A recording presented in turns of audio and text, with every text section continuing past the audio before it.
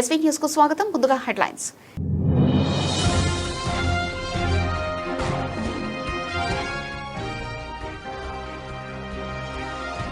జనగామ జిల్లా collector Sandeep Kumar zone కలిసిన memorandum అందజేసిన మాజీ మంత్రి ఎర్రబెల్లి దయాకర్ రావు, మండల బీఆర్ఎస్ నాయకులు.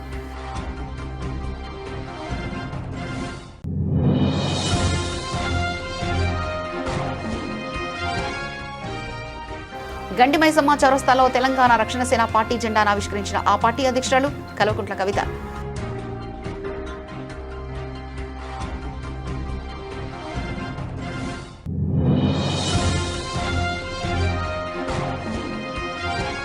కులగణనపై సుప్రీంకోర్టు తీర్పు చారిత్రాత్మకం, కేంద్ర ప్రభుత్వం మరియు బీసీల విజయం. జాతీయ బీసీ సంక్షేమ సంఘం అధ్యక్షుడు ఆర్ కృష్ణయ్య.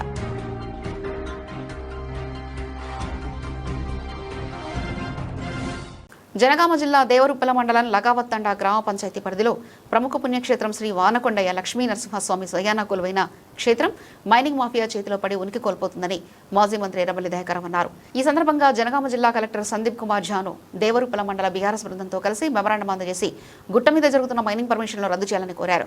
గుట్ట వద్ద మైనింగ్ పనులు జరిగితే ఆ దేవాలయం ఉనికి కోల్పోయే ప్రమాదం ఉందని తెలిపారు. బీఆర్ఎస్ ప్రభుత్వ హయాంలో ఈ పనులను ఆపి దేవస్థానం యొక్క మనుగడను కాపాడి 2 కోట్ల రూపాయలతో దేవాలయ అభివృద్ధి పనులు చేపట్టామని తెలిపారు. మళ్లీ కాంగ్రెస్ ప్రభుత్వ అసమర్థత వల్ల ఆ యొక్క పనులను మొదలుపెట్టారని మండిపడ్డారు. అలాగే మాదాపురం గ్రామంలో ఎస్సీ కాలనీలో 30 డబుల్ బెడ్రూమ్ల ఇండ్లు 3వ విడత బిల్లులు మంజూరు చేయాలని కోరారు. ఈ కార్యక్రమంలో దేవరుప్పల మండల బీఆర్ఎస్ నాయకులు తదితరులు పాల్గొన్నారు.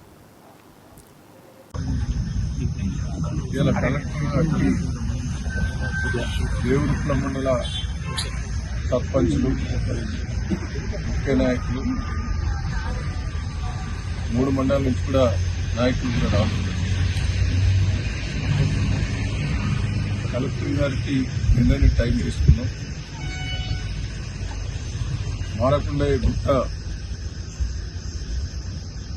గతంలో పర్మిషన్ ఇచ్చింది వాస్తవే, ఆన్లైన్లో ఇచ్చారు. దాదాపు 7 years కింద ఆన్లైన్లో ఇచ్చిన దాన్ని నేను ఆఫ్ చేయటం జరిగింది. అప్పుడు నేనే లెటర్ ప్యాడ్ మీద రాసి గ్రామ పంచాయతీ తీర్మానం లేదు, కింద కట్టిన లక్ష్మీనరసింహ స్వామి టెంపుల్ అది నేను దాదాపు 2 కోట్లు పెట్టి డెవలప్ చేస్తే దాన్ని ఒక 50-60 లక్షల పని అయింది. మిగతా పని అన్ని ఆఫ్ చేశాను. దీనికోసమే నాకు అనిపిస్తున్నది. అయితే ఇవాళ కలెక్టర్ గారు, నాకు జేసీ గారు కూడా నేను రిక్వెస్ట్ చేశాను. అది గ్రామ పంచాయతీ పర్మిషన్ లేకుండా తవ్వకాలు మొదలుపెట్టొద్దు, గ్రామ పంచాయతీ తీర్మానం లేకుండా పనులు మొదలు కావద్దు. వాళ్ళు ఎన్ని పర్మిషన్లు తీసుకొచ్చినా గ్రామ పంచాయతీ పర్మిషన్ కావాలి, గ్రామ పంచాయతీ తీర్మానం కావాలి. ఇప్పుడు కరవెండి ఉన్నది, కొట్టుగుట్ట తండ ఉన్నది, చుట్టూ గ్రామాలలో గ్రామ సర్పంచులందరూ కూడా ఒక్కరు కూడా తీర్మానం ఇవ్వలేదు. లాక్అవుట్ తండ కూడా అది బెడ్ హాస్పిటల్ పెండింగ్ ఉన్న సార్, గవర్నమెంట్ రికమెండేషన్ చేయండి. హరిత హోటల్ పెండింగ్ ఉన్నది, 20 కోట్లతో బతుకుతాయి. కొడకల్లో ఒక టెక్స్టైల్ పార్క్ అది పెండింగే ఉన్నది. బరిమిడి టెంపుల్ పెండింగే ఉన్నది. బొమ్మర పోతనది పెండింగే ఉన్నది. వీటన్నిటి కూడా స్పీడే చేయడం కూడా రిక్వెస్ట్ చేయడం. ఇంకా రోడ్లు కూడా చాలా దిక్కుల గతంలో టెండర్లు అయినవి ఉన్నాయి, వాటిని కూడా పూర్తి చేసి ఏర్పాటు చేయాలి. కొన్ని బిల్లులు వచ్చేటట్టు చేయాలి చెప్పారు. మాదాపురం ఎస్సీ కాలనీ పాపం వాళ్ళు అప్పులు చేసి కట్టుకున్నారు. ఎస్సీ 30 ఇండ్లు, వాటిని ఇమ్మీడియట్లీ బిల్లులు వచ్చినట్టు చేయాలి. ఫస్ట్ బిల్లు వచ్చి ప్రభుత్వం పట్టాన్ని ఫ్లాప్ అయింది. దయచేసి కేసీఆర్ గారు చేసిన పనులు, ఏం చేసిన పనులు కూడా మనం చేసే శక్తి లేదు. రైతులు ఇబ్బంది పెట్టారు, చూద్దాం. నీళ్లు లేక ఇబ్బంది పడ్డాం, యూరియా బస్తాలు దొరకక ఇబ్బంది పడ్డాం, అన్ని ఇబ్బంది. రైతు బంధు చేయలేదు, అన్ని మోసం చేశారు. ఆఖరికి ఒడ్లు మొక్కలు అమ్ముకున్నామంటే కూడా 2 నెలల బట్టి మార్కెట్ స్థితి దగ్గర వచ్చేస్తుంది. ఇంతమైన ఘోరమైన ప్రభుత్వం నేను 40 ఏళ్ళని చెప్తున్నాను. ఫరెస్ట్ ప్రభుత్వం సందర్భంగా తెలియజేస్తున్నాను. కుత్బుల్లాపూర్ గండిమైసమ్మ చౌరస్తాలో తెలంగాణ రక్షణ సేన పార్టీ జెండాను ఆవిష్కరించారు. ఆ పార్టీ అధ్యక్షురాలు కల్వకుంట్ల కవిత జెండాను ఆవిష్కరించిన అనంతరం కవిత మాట్లాడుతూ నిన్నటి నుండి తెలంగాణ రక్షణ సేన ఆధ్వర్యంలో రాష్ట్ర వ్యాప్తంగా పార్టీ జెండాను ఆవిష్కరించే కార్యక్రమం జరుగుతుందన్నారు. మే 20 నుంచి జూన్ 20 వరకు ఈ కార్యక్రమం కొనసాగుతుందని తెలిపారు. జీహెచ్ఎంసీలో మొట్టమొదటిసారిగా కుత్బుల్లాపూర్ నియోజకవర్గంలో జెండా ఆవిష్కరణ చేశాం. మా కార్యకర్తల ఉత్సాహం చూస్తుంటే మొదటి ఎమ్మెల్యే సీటు కుత్బుల్లాపూర్తోనే గెలిచేలా ఉన్నామని ఆశాభావం వ్యక్తం చేశారు కవిత. అందరికీ నమస్కారం. నిన్నటి నుంచి తెలంగాణ రక్షణ సేన జెండా పండుగ రాష్ట్ర వ్యాప్తంగా ప్రారంభమైంది. మే 20వ తారీఖు నుంచి జూన్ 20వ తారీఖు వరకు ఈ కార్యక్రమం కొనసాగుతూ ఉంది. ఇవాళ మరి జిహెచ్ఎంసీలో మొట్టమొదటిగా కుత్బుల్లాపూర్ నియోజకవర్గంలో మరి స్థానిక నాయకత్వం మనోజ గౌడ్ గారు, మారయ్య గారు, రామరెడ్డి గారు, శాంత గారు, భవానీ గారు, ఇంకా అనేక మంది స్థానిక నాయకులు, వీరేందర్, సీతారాం, వీళ్ళందరి నాయకత్వంలో ఇక్కడ జెండా ఎగిరేయడం జరిగింది. చాలా సంతోషిస్తా ఉన్నాం. మొట్టమొదటి జెండా జిహెచ్ఎంసీలో కుత్బుల్లాపూర్ ఎగిరిందంటే రానున్న రోజుల్లో కూడా మొట్టమొదటి ఎమ్మెల్యే స్థానం మేము కుత్బుల్లాపూరే కైవసం చేసుకుంటామనే విశ్వాసం మాకు చాలా బలంగా కలుగుతా ఉంది. మరి మా జెండా గడ్డకు కూతవేటు దూరంలో తెలంగాణ అమరవీరుల స్తూపం ఉన్నది. అమరవీరుల స్తూపం కట్టి 20 ఏళ్ళైనా ఇనాగ్రేషన్ చేయలేనటువంటి పరిస్థితి ఉంది. తెలంగాణ వచ్చినప్పటి నుంచి ఈ సీట్లో తెలంగాణ పార్టీ వాళ్ళని గెలిపించినా కూడా మరి ఆ స్తూపం ఓపెన్ కాకుండా ఉన్నది. మేము ఇవాళ ప్రభుత్వానికి హెచ్చరిక చేస్తా ఉన్నాం. జూన్ 2వ తారీఖు లోపల అమరవీరుల స్తూపం మీరు ఇనాగ్రేషన్ చేయండి, లేదంటే తెలంగాణ రక్షణ సేన నుండి మేమే ఆ స్తూపానికి రంగులేసి జూన్ 2వ తారీఖు నాడు మేమే ఇనాగ్రేషన్ చేస్తామని తెలియజేస్తా ఉన్నాం. Thank you. జై తెలంగాణ. కరీంనగర్లోని వ్యవసాయ మార్కెట్ నందు మార్కెట్ కమిటీ చైర్మన్ ఆకుల నరసన్న ఆధ్వర్యంలో స్వర్గీయ రాజీవ్ గాంధీ వర్ధంతి సందర్భంగా రాజీవ్ గాంధీ చిత్రపటానికి పూలమాలలు వేసి నివాళులర్పించారు. అనంతరం మీడియాతో మాట్లాడుతూ భారతదేశం కోసం త్యాగం చేసిన ఏకైక కుటుంబం స్వర్గీయ రాజీవ్ గాంధీ కుటుంబం సేవలను ఈ సందర్భంగా స్మరించుకోవాలి. అనంతరం వ్యవసాయ మార్కెట్లో పనిచేసే రైతులకు మజ్జిగ పంపిణీ చేశారు.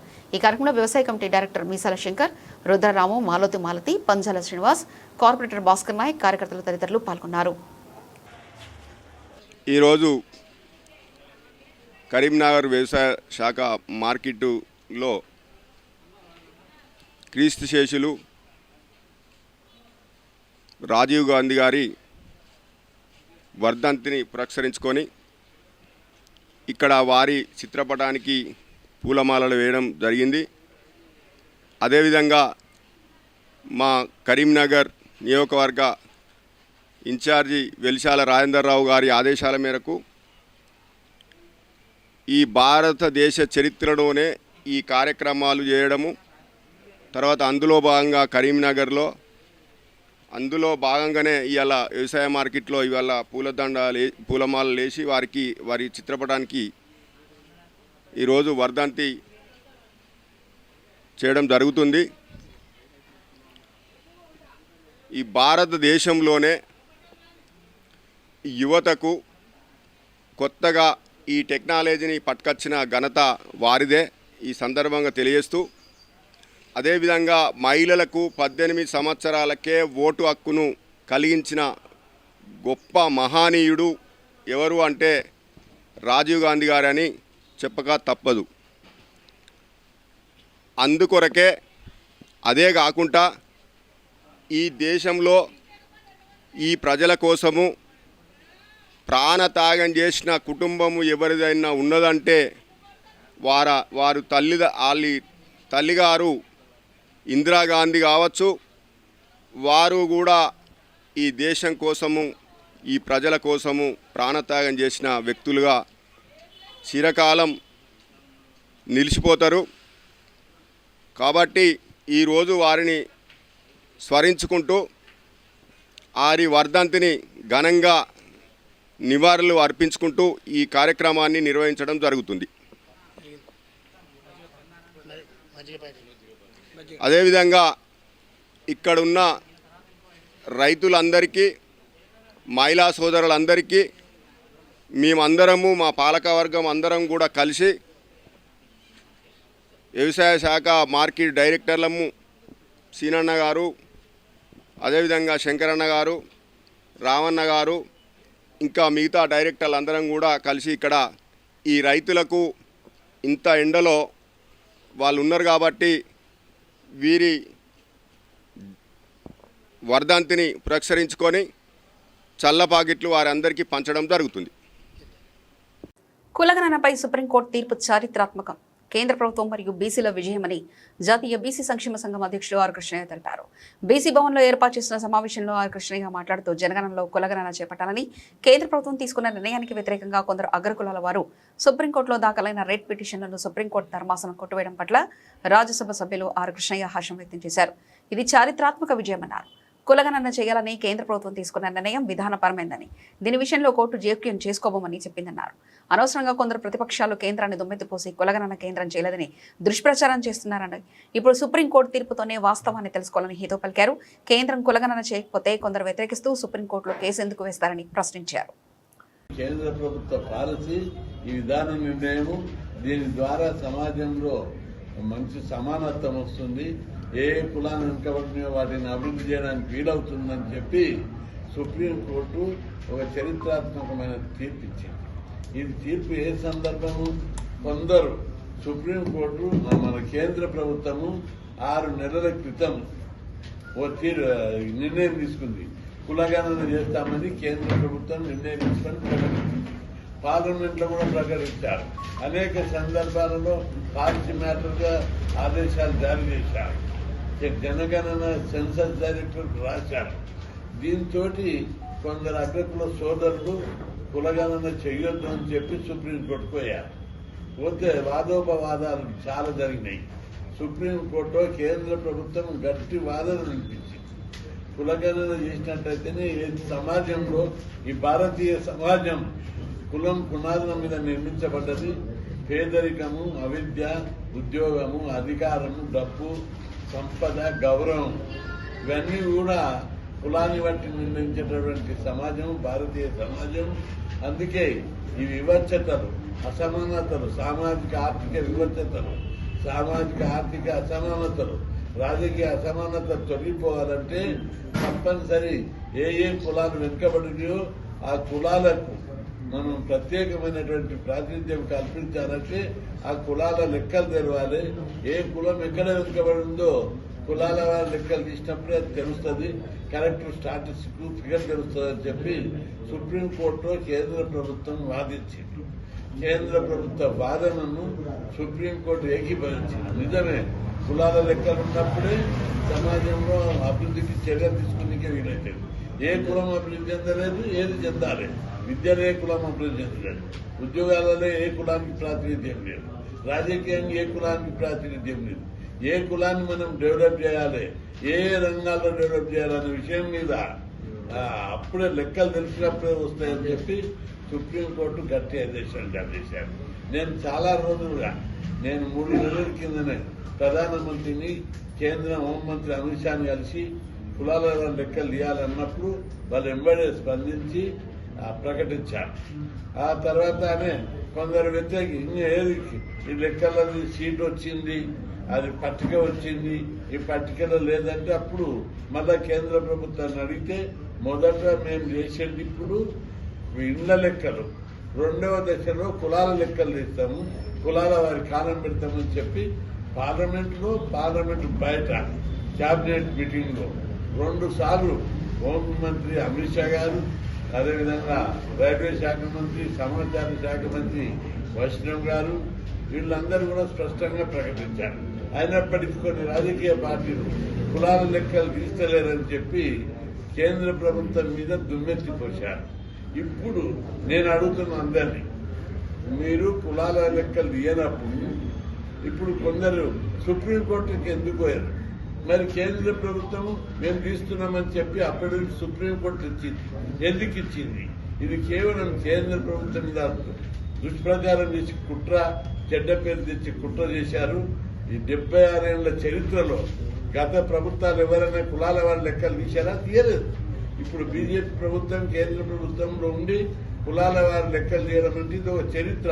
ఇంత గొప్ప చరిత్రాత్మకమైన నిర్ణయం తీసుకున్న కేంద్ర ప్రభుత్వాన్ని అభినందించవలసినటువంటి ప్రతిపక్షాలు రాజకీయ ప్రయోజనాల కోసం విమర్శించారు. ఇది సరికాదు. ఇప్పటికైనా అన్ని పార్టీలు కనువిప్పు కలగాలి. ఈ 2వ దశ లోపల కులాల వారి లెక్కలు వస్తాయి. కులాల వారి లెక్కలు రాగానే కేంద్రంలో బీసీ బిల్లు వస్తుంది, చట్టసభలో రిజర్వేషన్లు వస్తాయి, అదేవిధంగా విద్యా ఉద్యోగాలలో రిజర్వేషన్లు పెరుగుతాయి, అదేవిధంగా బడ్జెట్ పెరుగుతుంది. జనాభా లెక్కల ప్రకారం అన్ని రంగాల లోపల ఈ కులాలు డెవలప్ అయ్యేటటువంటి అవకాశం కలుగుతుంది. కాబట్టి జనాభా లెక్కలు వచ్చినాక బీసీల పంట వండుతుంది. ఎందుకంటే రిజర్వేషన్లు పెరుగుతాయి, చట్టసభలో రిజర్వేషన్లు వస్తాయి, అనేక రంగాల్లో అభివృద్ధి చెందేటటువంటి మార్గాలు ఏర్పడతాయి. కాబట్టి అందరూ కూడా కేంద్ర ప్రభుత్వానికి సహకరించాలి. కేంద్ర ప్రభుత్వం 3-4 సార్లు చెప్తే కూడా ప్రతిపక్షాలు దుమ్మెత్తిపోశాయి. వాళ్ళు చేయలేదు, వీళ్ళు చేస్తుంటే దానికి వంకర టింకర కథలు కార్ఖానాలు అన్ని అల్లి చాలా చెడ్డ పేరు దాడానికి స్వయాన ప్రధానమంత్రినే బీజేపీ పార్టీ బీసీనే ప్రధానమంత్రి చేసింది. అట్లా రాష్ట్రపతిని ఒక ట్రైబల్ను చేసింది, ఉపరాష్ట్రపతి ఒక బీసీని చేసింది. 27 మంది కేంద్ర కొడంగల్లో డ్రంక్ అండ్ డ్రైవ్ తనిఖీలు జరిగాయి. ఎస్ఐ జీవి సత్యనారాయణ ఆధ్వర్యంలో పోలీసులు అంబేద్కర్ చౌరస్తాలో బ్రీత్ అనలైజర్ పరీక్షలు చేశారు. మద్యం మత్తులో వాహనాలు నడుపుతున్న పలువురు పట్టుబడ్డారు. వీరిపై కేసు నమోదు చేసినట్లు ఎస్ఐ తెలిపారు. వాహనదారులు ట్రాఫిక్ నిబంధనలు పాటించాలని, లేకపోతే చట్టరీత్యా చర్యలు తప్పవని హెచ్చరించారు.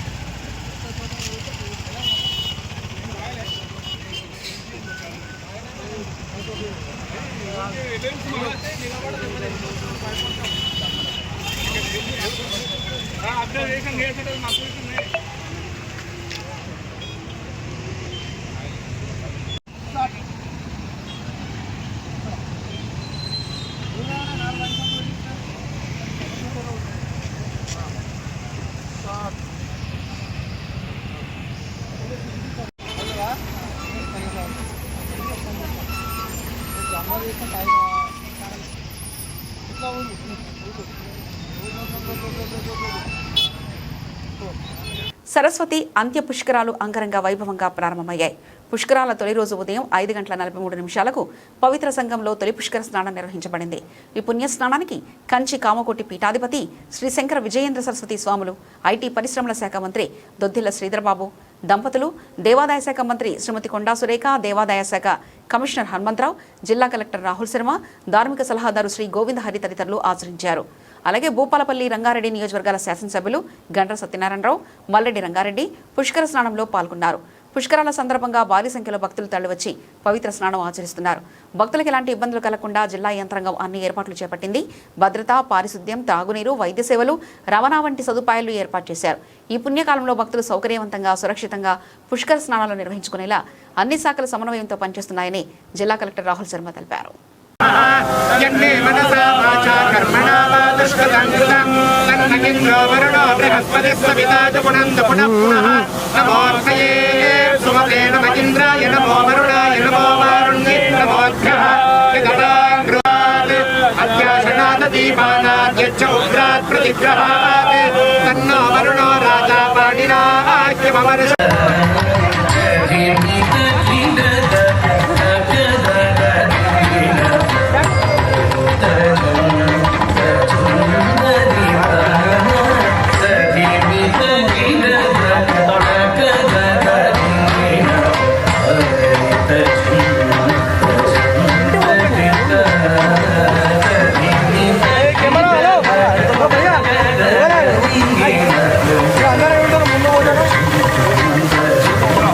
దౌలతాబాద్ లో రైతులకు ఉపయోగపడే పచ్చి రొట్టె ఎరువుల పంపిణీ కార్యక్రమం ప్రారంభమైంది. మండల కేంద్రంలో అగ్రోస్-1 లో జన్ము విత్తనాల పంపిణీ కార్యక్రమాన్ని ఘనంగా నిర్వహించారు. PSCS chairman Venkatareddy, market committee vice chairman Maddela Swamy మాట్లాడుతూ రైతులకు పచ్చి రొట్టె జన్ము విత్తనాలు అందుబాటులో ఉంచినట్లు తెలిపారు. ప్రభుత్వం 50% సబ్సిడీపై ఈ విత్తనాలు అందజేస్తుందని తెలిపారు.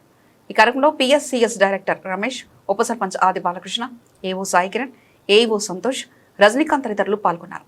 పెద్ద సంఖ్యలో రైతులు హాజరై విత్తనాలను స్వీకరించారు. పచ్చిరొట్ట విత్తనాలైన జనుము మరియు జీలుగు అవసరం ఉందని ఉన్నతాధికారులకు మనం నిర్ణయించడం జరిగింది. మనకు ప్రస్తుతం 150 బ్యాగుల జనుము విత్తనాలు అందుబాటులో ఉన్నాయి. శనివారం జీలుగు విత్తనాలు కూడా వస్తాయి. వీటి రైతులు సద్వినియోగం చేసుకోవాలని అంటే ఇంకొక అలాట్మెంట్ కూడా వస్తుంది, అది కూడా పంపిణీ చేస్తాం. రైతులకు సప్లై చేస్తుంది, మంచి శుభ పరిణామం. మరి అందరి రైతులకు రేపటి నుంచి అందరికి తెలిసిపోతుంది కనుక ఇంకా వాళ్ళకి అందుబాటులో ఉండేటట్టు ఇంకా జీలుకు కానీ ఇంకా జనం కానీ ఇప్పుడు వచ్చే సంచులు సరిపోవు. ఇంకా సూర్యాపేట జిల్లా నేరేడుచెర్ల మండలం లాల్ లక్ష్మీపురం గ్రామంలో గత వారం రోజుల క్రితం విషాద ఘటన చోటు చేసుకుంది. గ్రామ ఉప సర్పంచ్ ధనమ్మ భర్త సంజీవ మరణం గ్రామంలో విషాద ఛాయలు అలుముకున్నాయి. సంజీవ అకాల మరణం గ్రామంలో తీవ్రంగా కలిచివేసింది. మరణించిన విషయం తెలుసుకున్న ప్రజాప్రతినిధి టీవీ ఛానల్ చైర్మన్ గంజాయి శ్రీనివాస్ మృతుని కుటుంబానికి 25 కేజీల బియ్యం అందజేయడం జరిగింది. ఈ కార్యక్రమంలో పాల్గొన్న వారు లాల్ లక్ష్మీపురం 3వ వార్డు పెద్దదనమ్మ, బీజేపీ మాజీ మండల అధ్యక్షుడు పవన్ కుమార్, హుజూర్నగర్ నియోజకవర్గ reporter Ganjayi Paramjyothi, Guruvayya Yadav, BRS party senior నాయకులు రాంబాబు గౌడ్, ఎడవల్లి యాదగిరి తదితరులు పాల్గొని మృతుని భార్యను ఓదార్చి మనోధైర్యాన్ని నింపారు.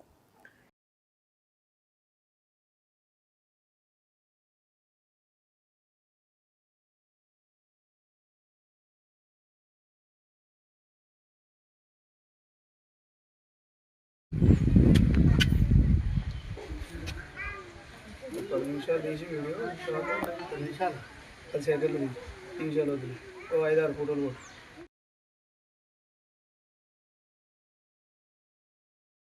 వనపర్తి జిల్లా పెబ్బేరు మండల ఎంఆర్ఓ కార్యాలయాన్ని భారతీయ జనతా పార్టీ నాయకులు ముట్టడించి రైతుల ధాన్యం కొనుగోలు సమస్యలపై ఆందోళన చేపట్టారు. పట్టణ అధ్యక్షుడు క్రాంతికుమార్ ఆధ్వర్యంలో నిర్వహించిన కార్యక్రమంలో రైతుల ప్రధాన సమస్య అయిన ధాన్యం సేకరణను వెంటనే వేగవంతం చేయాలని, లేని పక్షంలో పెద్ద ఎత్తున ధర్నాలకు పిలుపునిస్తామని ఎంఆర్ఓకు హెచ్చరించారు. ఈ సందర్భంగా బీజేపీ జిల్లా ప్రధాన కార్యదర్శి శ్రీనివాస్ గౌడ్ మాట్లాడుతూ కొనుగోలు కేంద్రాల్లో తరుగు పేరిట రైతులను మోసం చేస్తున్నారని ఆరోపించారు. ధాన్యం కొనుగోలు జరుగుతున్న ఆలస్యం కారణంగా అకాల వర్షాలతో రైతులు తీవ్రంగా నష్టపోయే ప్రమాదం ఉందని, వెంటనే ధాన్యం కొనుగోలు ప్రక్రియను పూర్తి చేయాలని డిమాండ్ చేశారు. ఈ కార్యక్రమంలో జిల్లా ఉపాధ్యక్షులు మొగలి రాఘవేంద్ర గౌడ్, జిల్లా కౌన్సిలర్ మెంబర్ రంగస్వామి గౌడ్, మండల అధ్యక్షుడు ఆడం నాగరాజు, జిల్లా విద్యాశాఖ కన్వీనర్ నరసింహానాయుడు, ఓబీసీ మోర్చా ఉపాధ్యక్షులు చింతల రామకృష్ణ, కిసాన్ మోర్చా రాష్ట్ర నాయకులు కసిరెడ్డి వెంకటరామరెడ్డి, బీజేవైఎం నాయకులు చింతకాయల శివ, పట్టణ ప్రధాన కార్యదర్శులు సర్వేశ్వర్ గౌడ్, మూతే రాఘవేంద్ర, గోనెల అరవింద్, బాలకృష్ణ, మండల ప్రధాన కార్యదర్శులు గోవిందనాయుడు, శాఖపూర్ రఘు, గంధం శివ, బలరాం, వడ్డే ప్రసాద్, వడ్డే తిరుపతయ్య, సతీష్ వీరాంజనేయులు తదితరులు పాల్గొన్నారు. రైతుల నుంచి ప్రభుత్వం వెంటనే రైతుల నుంచి ప్రభుత్వం వెంటనే వడ్లలో అక్రమాలను నియంత్రించాలి. మార్కెట్ లో తూకంలో అక్రమాలను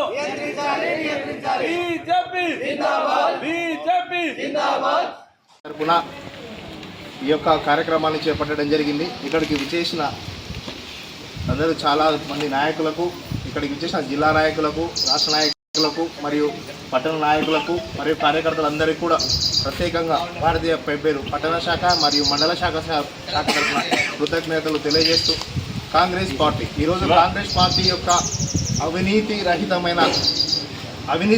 అవినీతి పాలనతో ఈరోజు రైతులను చాలా ఇబ్బంది గురి చేస్తున్నాడు. పంట పండించేటప్పుడు ఎరువుల దగ్గర నుంచి ఈరోజు పంట వచ్చాక వాళ్ళు ధాన్యాన్ని కొనకుండా కల్లాల దగ్గర, మార్కెట్ యార్డ్ దగ్గర అలాగే ఉంచి రైతులను తీవ్ర అవస్థలకు గురి చేస్తున్న యొక్క గవర్నమెంట్ మీద దాడికి దిగుతూ ఖచ్చితంగా రైతులకు న్యాయం చేయాలి, పంటను కొనాలి అన్న ఒక ఉద్దేశంతో రైతుల పక్షాన ఈ యొక్క కార్యక్రమాన్ని చేపట్టడం జరుగుతుంది. ఈ యొక్క కార్యక్రమానికి మద్దతుగా వచ్చిన ప్రతి ఒక్క కార్యకర్తలకు, నాయకులందరూ కూడా ధన్యవాదాలు తెలియజేస్తుంది. రోజులు కావాల్సింది. రైతులు వరి ధాన్యాన్ని మరియు ఇతర ధాన్యాలు వ్యవసాయ మార్కెట్లో పోసుకొని మరియు వరి కల్లాల దగ్గర ఉన్న ధాన్యాన్ని కాంగ్రెస్ ప్రభుత్వం ఇంతవరకు కొనుగోలు చేస్తలేదు. ఇప్పుడున్న వర్షాల ప్రభావం వలన అన్ని ఒడ్లు నానడం జరుగుతుంది. ఇంతవరకు తరుగు పేరిట కొంత రైతుల దగ్గర తూకం దాని తాలు పేరిట తీస్తున్నారు. ఆ విధంగా రైతులను కొంత ఇబ్బంది పెడుతున్నది గవర్నమెంట్. ఏది ఏమైనా సరే రైతులకు సత్వరం న్యాయం చేయాలని చెప్పి ఈ మా బీజేపీ టౌన్ అండ్ రూరల్ తరఫున అందరం ఎంఆర్ఓ ఆఫీస్ దగ్గర కార్యకర్తల అందరం కలిసి రైతుల ఉద్యానాన్ని కొనుగోలు చేయాలని చెప్పి ఇక్కడికి వచ్చిన ప్రతి కార్యకర్తలకు నమస్కరిస్తూ ప్రమాణం చేసిన విధంగా వరి లావు ధాన్యానికి కానీ సన్నవడ్లకు కానీ మద్దతు ధర బోనస్ కల్పిస్తూ తక్షణము వరి ధాన్యం అకాల వర్షాలు ప్రారంభమైనాయి. మహబూబాబాద్ జిల్లా పెద్దవంగర మండలంలో అవుతాపురం గ్రామ పరిధిలో పంట పొలాల్లో ప్రమాదవశాత్తు అగ్ని ప్రమాదం చోటు చేసుకుంది. గ్రామస్తులు తెలిపిన వివరాల ప్రకారం గ్రామానికి చెందిన రైతు ఆవుల కుమార్కు సంబంధించిన 200 గడ్డి మోపులతో పాటు వ్యవసాయానికి ఉపయోగించే విద్యుత్ వైర్లు పైపులు అగ్నికి ఆహుతయ్యాయి. అదేవిధంగా తోటకూరి బస్మయ్య, తోటకూరి క్రాంతికుమార్, తోటకూరి మల్లేష్లు వ్యవసాయానికి ఉపయోగించే విద్యుత్ పరికరాలు, వైర్లు, స్టార్టర్లు పూర్తిగా కాలిపోవడం జరిగిందని తెలిపారు. మంటలు చెలరేగడంతో రైతులు, స్థానికులు కలిసి మంటల్ని అదుపులోకి తీసుకొచ్చారు. ప్రభుత్వం తక్షణ సహాయం అందించాలని బాధిత రైతులు ప్రభుత్వాన్ని కోరుతున్నారు.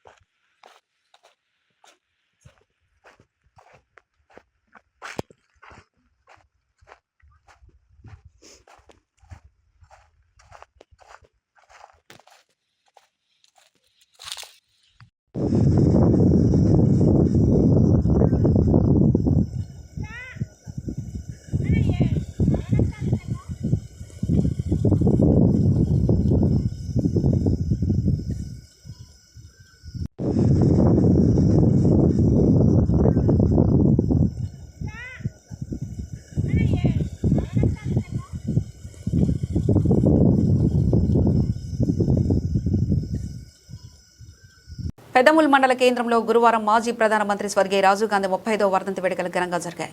మండల కాంగ్రెస్ పార్టీ ఆధ్వర్యంలో ప్రధాన చౌరస్తాలో రాజీవ్ గాంధీ చిత్రపటానికి పూలమాలలు వేసి ఘనంగా నివాళులర్పించారు.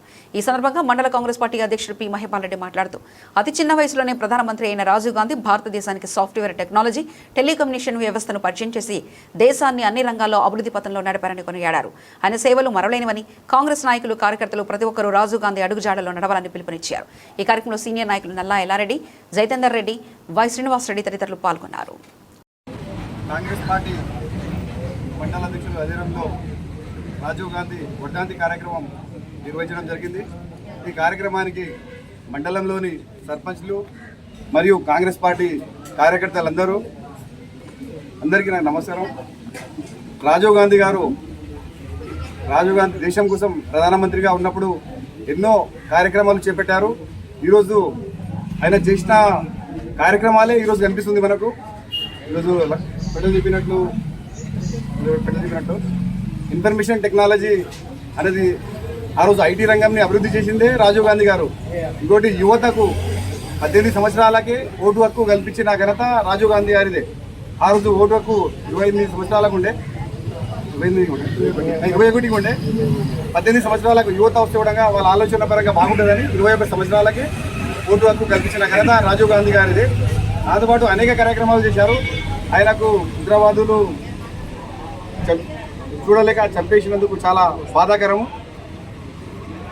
ఈరోజు రాజీవ్ గాంధీ గారి అడుగుజాడల్లో ఈరోజు కాంగ్రెస్ పార్టీ కానీ, రేవంత్ రెడ్డి గారు ముఖ్యమంత్రి గారు కానీ, అలాగే మనోహర్ రెడ్డి గారు కూడా ఆయన అడుగుజాడల్లో నడుస్తున్నారు. రానున్న రోజుల్లో తాండూరు నియోజకవర్గంలో కానీ, పెద్దమూల్ మండలంలో కానీ అభివృద్ధి కార్యక్రమాలు జరుగుతాయి. అలాగే మన ప్రెసిడెంట్ గారు చెప్పినట్లు మోహపూర్లో రాజీవ్ గాంధీ విగ్రహం ఏర్పాటు చేస్తుంటారు కదా, అది అలాగే పెద్దమూల్లో కూడా ఇందిరాగాంధీ విగ్రహం ఏర్పాటు చేస్తే బాగుంటుందని కోరుతున్నాం. మాకు సహకరించండి. పెద్దమూల్లో ఇందిరాగాంధీ విగ్రహం ఏర్పాటు చేస్తారని కోరుకుంటూ ముగిస్తున్నాం. జై హింద్, జై కాంగ్రెస్. బులెటిన్ ముగించే ముందు హెడ్లైన్స్ మరోసారి చూద్దాం.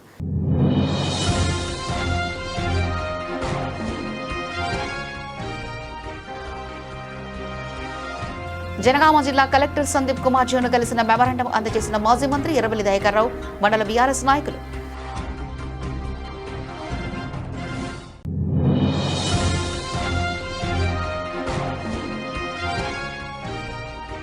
గండి మైసమ్మ చౌరస్తాలో తెలంగాణ రక్షణ సేన పార్టీ జెండాను ఆవిష్కరించిన ఆ పార్టీ అధ్యక్షురాలు కల్వకుంట్ల కవిత.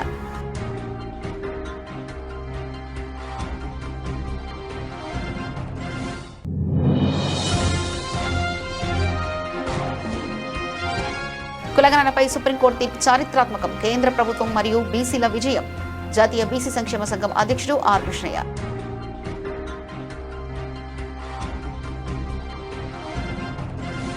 ఇవి ఇప్పటివరకున్న అప్డేట్స్. మరో బులెటిన్లో మళ్ళీ కలుసుకుందాం. అంతవరకు సెలవు. నమస్కారం.